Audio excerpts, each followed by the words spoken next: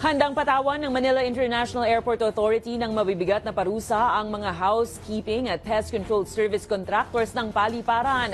Kasunod yan ang napabalitang mga surot at daga na nasa loob mismo ng Ninoy Aquino International Airport.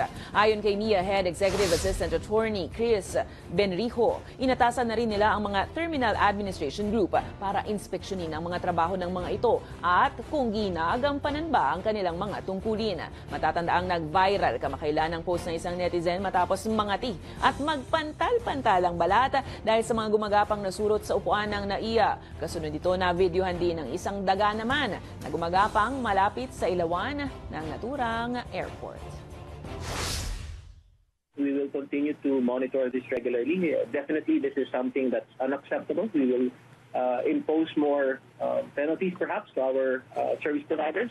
We'll observe better measures so that we can really avoid similar situations.